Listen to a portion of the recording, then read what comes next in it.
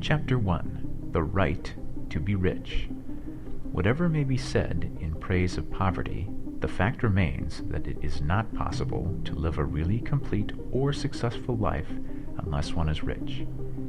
No man can rise to his greatest possible height in talent or soul development unless he has plenty of money.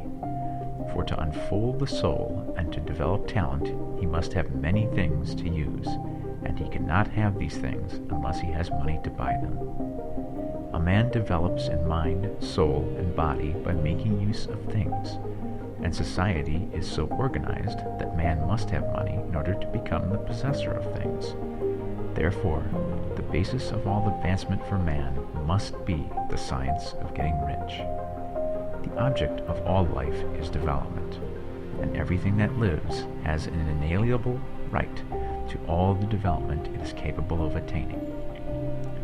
Man's right to life means his right to have the free and unrestricted use of all the things which may be necessary to his fullest mental, spiritual, and physical unfoldment, or, in other words, his right to be rich.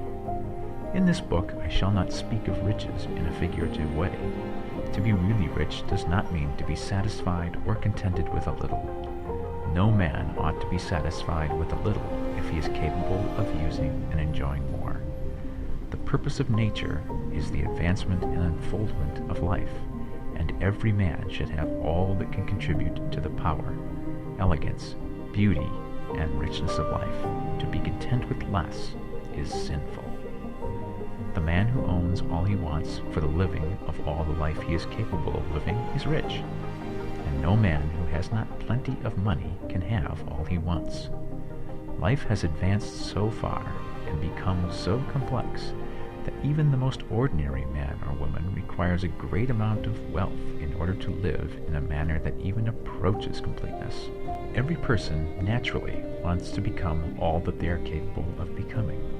This desire to realize innate possibilities is inherent in human nature. We cannot help wanting to be all that we can be. Success in life is becoming what you want to be. You can become what you want to be only by making use of things, and you can only have the free use of things only as you become rich enough to buy them. To understand the science of getting rich is therefore the most essential of all knowledge. There is nothing wrong in wanting to get rich. The desire for riches is really the desire for a richer, fuller, and more abundant life. And that desire is praiseworthy.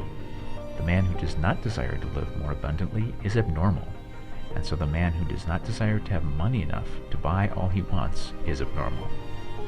There are three motives for which we live.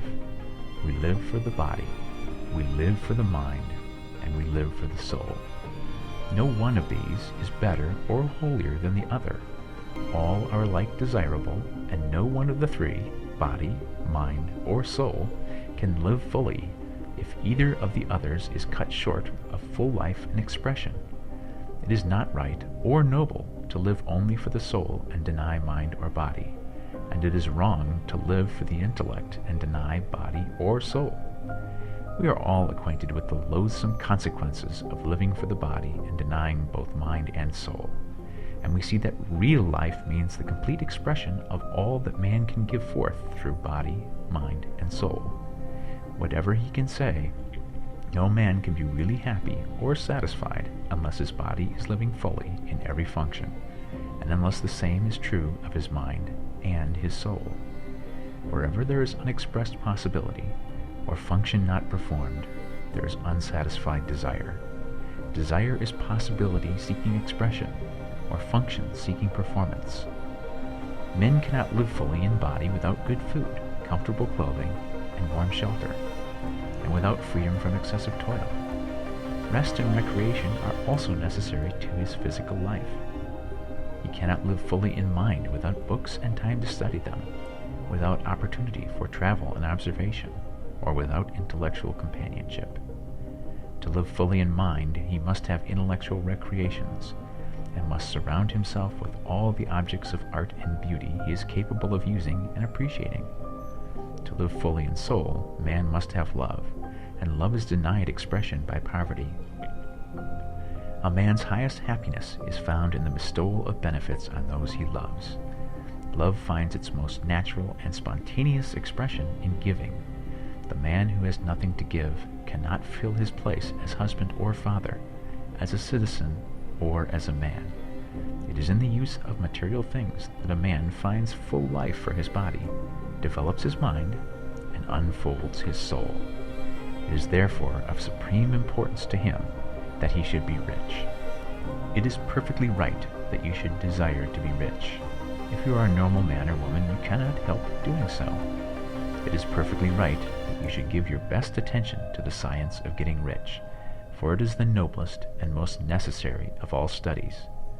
If you neglect this study, you are derelict in your duty to yourself, to God, and humanity, for you can render to God and humanity no greater service than to make the most of yourself.